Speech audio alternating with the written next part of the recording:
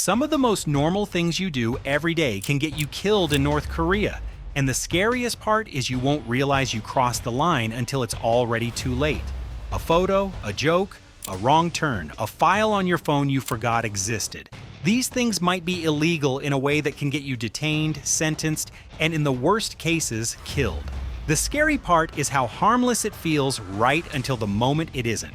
If you like learning the hidden rules countries run on, join the club and subscribe because this one is intense. Today we're breaking down 12 normal things that can get you killed in North Korea and the 3 mistakes that ruin a trip the fastest. Starting with the easiest one to do without thinking. Number 12. The photo that feels innocent. A traveler's first instinct is simple. If it looks interesting, record it. A skyline passing by, a quiet street with no ads, a soldier standing near a road sign.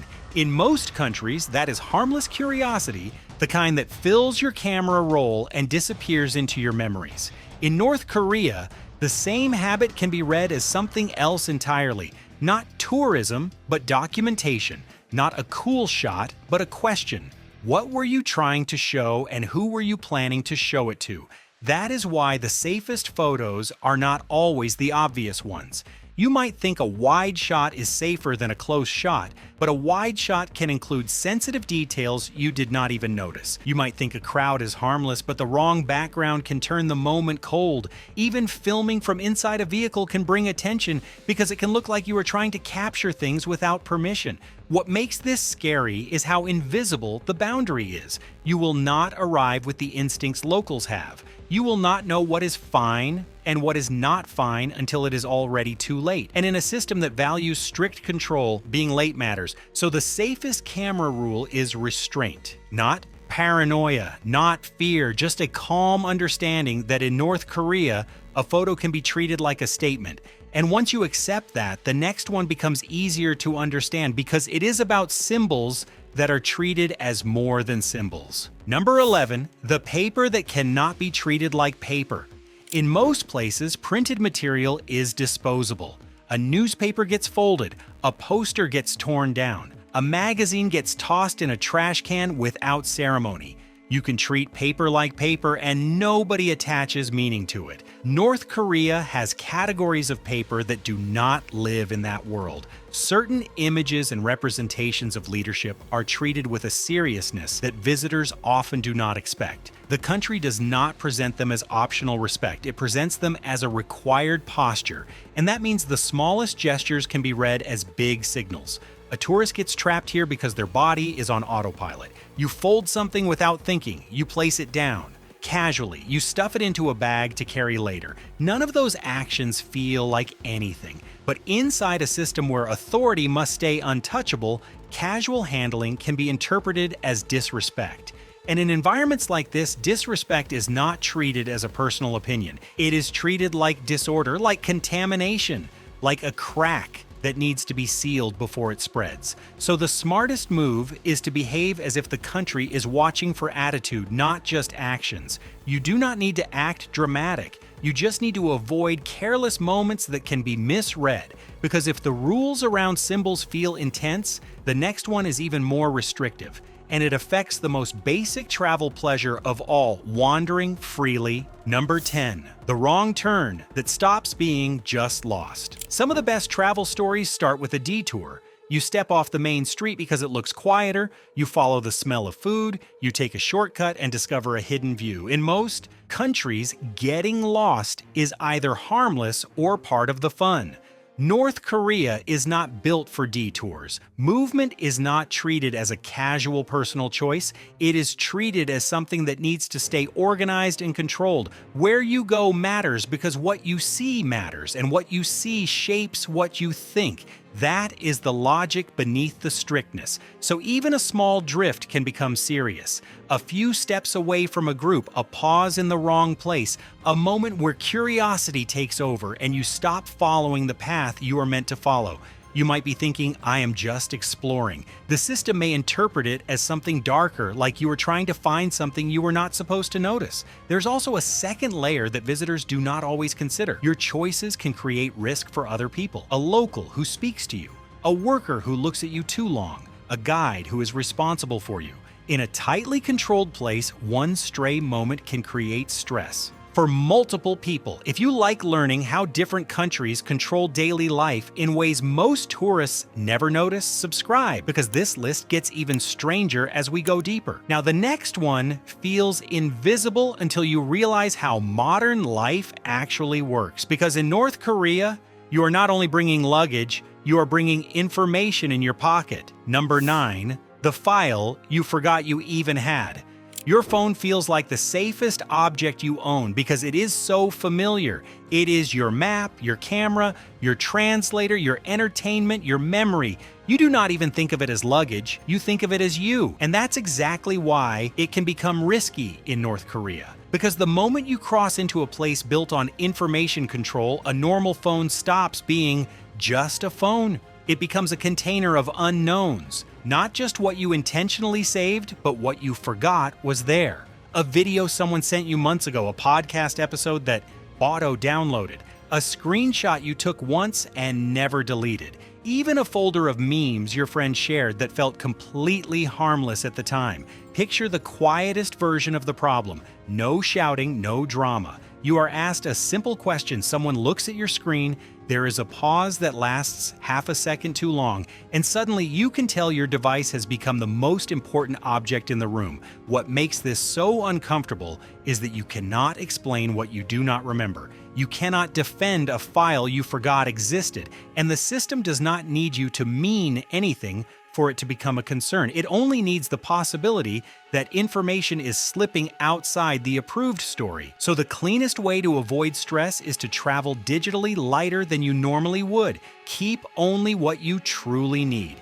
Anything you bring should be something you can explain without panic. Because in North Korea, random digital clutter can look like intent. And once you understand that the smallest files can feel dangerous, the next one becomes even easier to believe, because it is not about technology at all. It is about something human.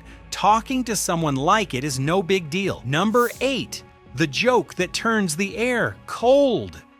Humor is how people stay human. It fills silence. It relieves tension. It makes awkward situations feel lighter. Travelers do it without thinking. A small joke, a quick sarcastic comment, a playful line meant to show you are relaxed. In North Korea, the wrong joke can become dangerous. Some topics do not have a casual lane. Anything that can be interpreted as mockery, criticism, or disrespect can shift the mood instantly. And what makes this especially risky is that you do not get to decide how your words land. Your tone might feel friendly, your intention might feel obvious, but in a system that prizes loyalty and control, interpretation is not generous. You can feel the change when it happens, not with anger, with silence. A pause that lasts too long, a smile that disappears, a guide who suddenly becomes less warm. It is not dramatic, which makes it more frightening. The warning is subtle. The safest style in high-control environments is simple. Be polite, be warm, be boring. Let your personality show up in safe places, not around power. Because in North Korea, a joke can be treated like a test you did not know you were taking. And at this point, you have probably noticed a theme that explains almost everything. Once you see it clearly, the rest of the video becomes easier to predict. Now zoom out for a second and the logic becomes obvious. North Korea does not treat behavior the way most countries do. It treats behavior like evidence. A photo is not a souvenir. It is information. A detour is not a mistake. It is unpredictability. A joke is not a joke. It is attitude. And when the entire environment is built around control, attitude is never small. That is why visitors feel shocked. They arrive with a tourist brain where small mistakes are part of the experience. But this country is not designed to absorb mistakes smoothly. It is designed to prevent surprises, because surprises weaken control. And control is the foundation. So the best mindset is not fear, it is discipline. Move slowly, ask before you act. Assume boundaries exist even when you cannot see them. Treat maybe as no until it becomes clearly safe. And quick question while we are here. Comment the next country or topic you want, and the top request becomes the next script. Now the next half gets heavier because it is where normal human instincts, the ones that usually make travel beautiful, can become dangerous in ways most people never consider. Starting with something that feels purely friendly, number 7. The friendly conversation that can hurt someone else. In most countries, the fastest way to feel at home is a small moment with a stranger, a quick smile at a cafe, a polite nod on a train, a simple question like, "What do you recommend?" These tiny interactions are what make travel feel real, because they remind you there are people living full lives right in front of you. North Korea is one of the rare places where that same instinct can put pressure on the person you are trying to be friendly with. Not because locals are unfriendly, not because human connection is impossible, but because casual contact is not always treated as casual. A normal conversation can create questions later that the other person has to carry, even if the talk was harmless. Who spoke to you? How long did it last? What was said? What was shared? What did you learn? It can happen in the smallest way. You point at a snack in a shop and ask what it is. You try a phrase in the local language because you want to be respectful. You laugh at a misunderstanding. And suddenly, someone nearby shifts position just slightly. The moment doesn't explode, it simply closes, like a door gently shutting. The visitor's mistake is thinking the only risk is whether you get in trouble. Sometimes the bigger risk is that you accidentally pull someone else into attention they never asked for. Even a harmless compliment can feel complicated if it is outside the script people are safest inside. So the smartest move is to let contact happen only when it is clearly welcomed and clearly safe. Be polite, be calm, and do not chase authentic moments like a scavenger hunt. In a controlled environment, forcing authenticity can create the exact kind of unpredictability the system hates. And if you can feel how carefully the country manages people, the next chapter makes perfect sense, because it is about physical space, the kind of door you open once and wish you had never touched. Number 6, the door you open one time. Some places train you to explore. You walk into a hotel and immediately start mapping it in your head, where the elevator is, where the stairs lead, where the quiet spots are. You assume the building is yours to understand because that is how travel works everywhere else. In North Korea, that instinct can backfire fast. The strange part is that nothing looks dramatic. A hallway can look perfectly normal, a staircase can look like any staircase, a door can look like it leads to something boring. And that normal appearance is what tricks people, because there is no obvious warning that says, "This is where your story changes." Imagine you step out of your room because you cannot sleep. You want fresh air or a better view or just something to do. You walk a little farther than you meant to. The carpet is quiet, the lighting is dim. You find a door that looks like it leads to another section of the building. In most countries, opening it would be a harmless mistake. Here, opening it can create a question that is hard to erase. Why were you trying to go there? Even if you were not trying, even if you were just wandering. The environment is not built to interpret curiosity as neutral. It is built to interpret unsupervised movement as intent. That is why people feel the shift so quickly. Not because someone yells, but because the atmosphere becomes official. Like you stepped out of tourist mode and into security mode without realizing it. This exists because control depends on separation. What visitors see must stay curated. What visitors touch must stay predictable. The easiest way to keep that intact is to make unsupervised exploration feel unacceptable.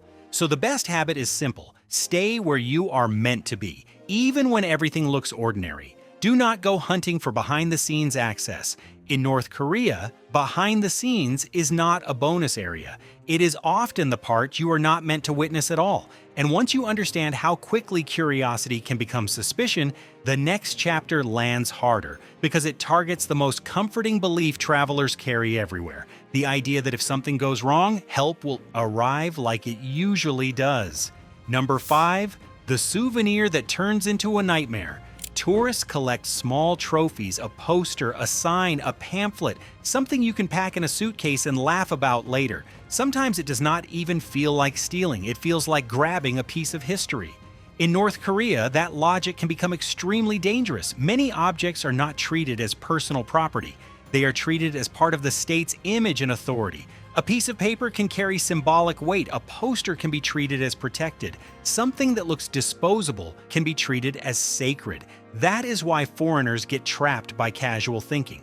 They see propaganda material and assume it is decoration. They think nobody will miss it. They treat it like a souvenir with a wink. But in a system built around symbols, symbols are guarded. Taking one can be interpreted not just as theft, but as a challenge. Even if you did not mean it that way, the system may not care. It reacts to what the act represents, not the mood you were in. So the cleanest move is to treat everything public as untouchable unless you are clearly told otherwise. If you want a memory, buy approved souvenirs the normal way. Do not improvise. Because once you realize a small object can create a disaster, the next one hits harder. It is the comforting belief most travelers carry everywhere. If something goes wrong, help will arrive. Number 4, the safety net that might not catch you. Most travel confidence comes from a quiet assumption that the world has a reset button. If you misunderstand a rule, you can explain. If you mess up, you can apologize. If a moment becomes tense, someone will step in, smooth it out, and send you back to being a tourist again.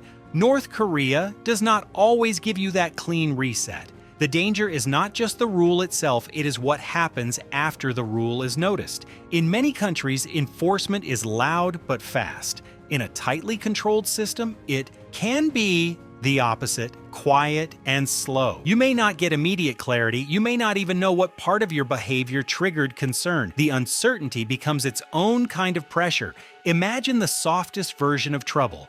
You are calmly asked to sit. You are brought to a small room. Someone leaves, time stretches. No one is yelling, no one is explaining much either. You start replaying everything you did that day, trying to guess which moment became the problem. Your brain goes into survival math. What did I say? What did I film? What did I touch? That is why prevention matters so much in a place like this. It is not because you should be scared of everything. It is because once you are inside an official process, your normal escape hatches may not work the way you expect. The pace may not be yours to control. The information may not be yours to access. This exists because isolation is part of the system's strength. When the environment is closed, outcomes can depend on rules and priorities that feel unfamiliar to outsiders, and the safest place to handle that reality is outside of trouble, not inside it. So the smartest strategy is to behave like there is no safety net, not in a hopeless way, in a careful way. The kind of awareness that keeps you from needing rescue in the first place. And before the final stretch hits, this is exactly why the next part matters. Because once the safety net feels uncertain, the 3 mistakes that collapse a trip the fastest become painfully clear. The ranking twist, the 3 fastest ways it goes wrong. If you remember nothing else, remember this. The biggest disasters usually start with the same 3 everyday moves. The 3rd fastest collapse starts with restricted photos. It feels like tourism, but it can be interpreted like proof gathering. One careless shot can flip the mood around you.